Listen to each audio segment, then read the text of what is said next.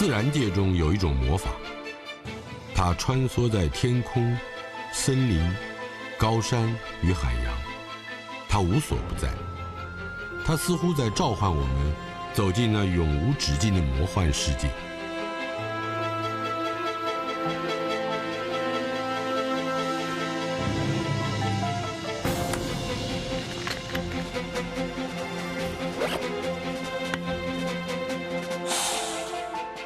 他把热情隐藏在每个人的心底，他把力量注入我们的双手与双脚。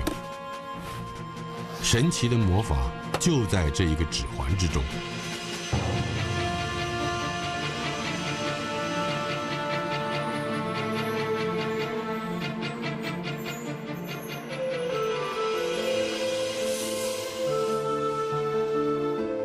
戴上这个指环的人，就可以跟虫、鱼、鸟、兽对话，就可以跟高山、海洋对话，就可以跟大自然对话。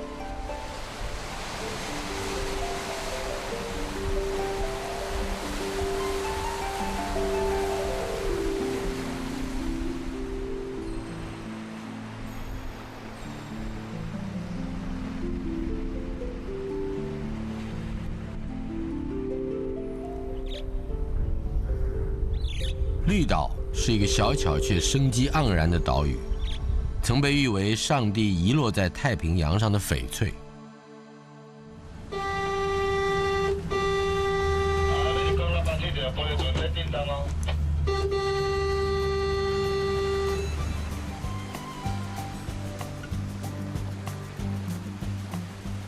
1990年，绿岛解除军事管制之后，终于向世人展现它的迷人风貌。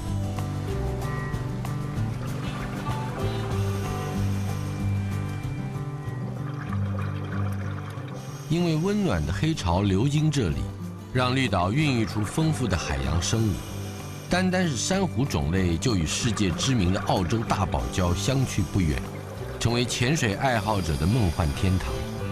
多彩多姿的海洋生态也成为绿岛发展观光产业最重要的资源。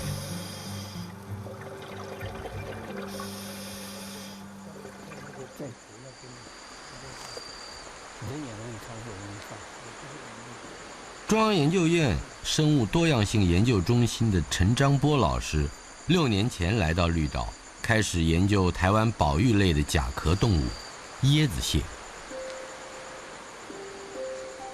椰子蟹是陆地上最大型的甲壳类动物，在一个岛屿生态系里属于指标性的物种。这个绿岛当然是一个在生态学上很重要一个岛了，因为它就是在黑潮上面嘛。椰子蟹呢，实际上就是一个陆寄居蟹，它的生活史从海到潮间带到陆地到山上，整个都是它的活动空间。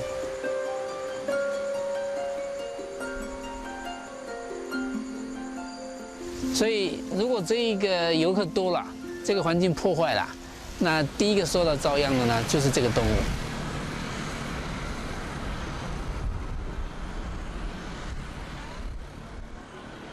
绿岛的居民只有3000人，但是旅游旺季1天的游客就高达6000人，1年的游客甚至超过40万人次，光是提供给游客骑乘的机车就超过2000辆。为了大家的便利，铺设一条全长16公里的环岛公路，骑机车只要30分钟就可以环岛1周。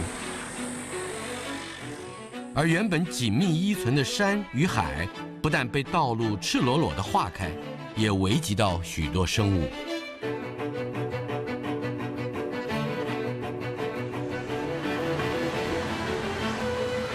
到了夜晚，更是机车潮的高峰，同时这也是寄居蟹急着从山上穿过马路到海边产卵的危险时刻。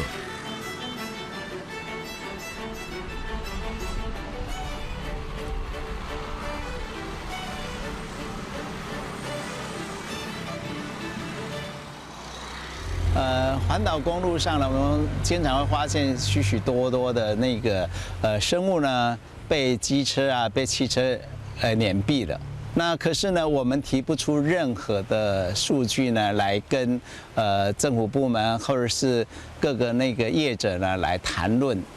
94年的10月开始，我们自己呢来做这样的一个调查。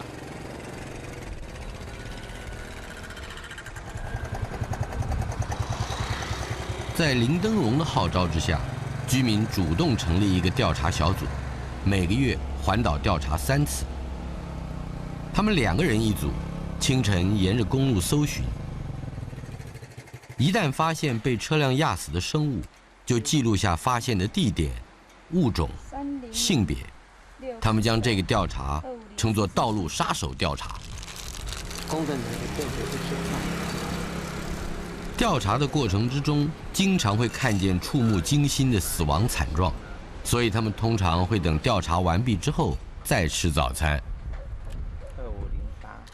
1年调查下来，大家才惊觉道路杀手的严重性。平均每天有上百只生物被压死，旅游旺季时一天甚至高达400多只，其中保育类的椰子蟹也有7只。它常常要从陆地上到海里头去喝海水，或者是去产卵，所以它必定的要经过山陆潮间带到海。所以呢，当它初一15下去产卵的时候呢，就被路上压死了。那怎么解决问题呢？第一个呢，就是去了解它的生活史。中研院陈章波所率领的团队把研究目标从保育类的椰子蟹扩展到绿岛的蟹类，重新思考如何平衡观光与生态之间的冲突。研究团队建立起寄居蟹活动时间、分布范围的基础资料，并且在寄居蟹大量被压死的地点寻求一个解决之道。陆寄居蟹，它在生活的过程中呢，一定要到海里头去产卵。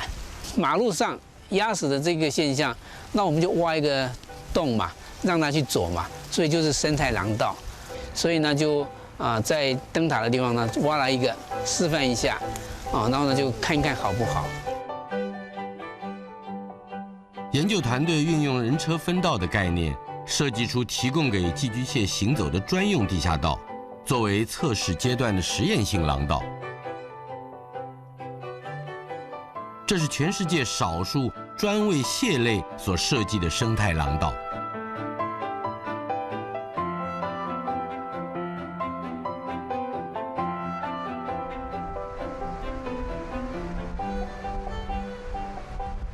为了测试蟹类生态廊道的效益，研究团队利用晚上捕捉一些寄居蟹，观测它们使用生态廊道的情况，进而逐步改善未来廊道的设计。研究团队认为，生态廊道只是舒缓眼前的危机。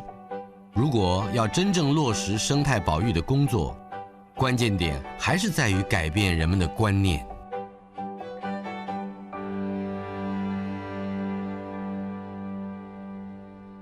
像我这个年龄，我都知道什么东西都会忘掉，老狗学不了新技术，这是事实。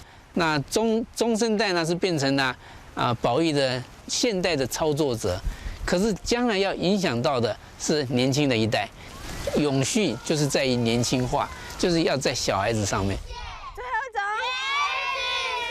啊，它又叫什么？我知道，好厉害！跳，小心，你是哪一种螃蟹？椰子蟹。好，椰子蟹，开始。中研院团队举办许多次户外教学活动，希望让小朋友重新认识这些小生命。你是谁？我是小寄居蟹，我要来咬人，你要来咬人。一旦这些动物的身影鲜活地烙印在小孩子的心中，他们以后就会用朋友的方式来关心这些生命。发现的字的，是哪里发现的？他们也是生命，我们也是生命，这是一个很有效的，直接把人带到环境。那在那种环境里，他就会长出智慧来。等到年轻的一代呢，小的时候就有这个概念，他长大了，他自然就理所当然的，他就不会再去破坏它。绿岛是一个台湾岛的一个缩小版，这200年来呢，我们操作的过头了，我们就发现不对啦，应该再回过头来变成敬天。我们人呢，本来就是靠这块地来存活的，这块地坏掉了，你也就不能够存活啊。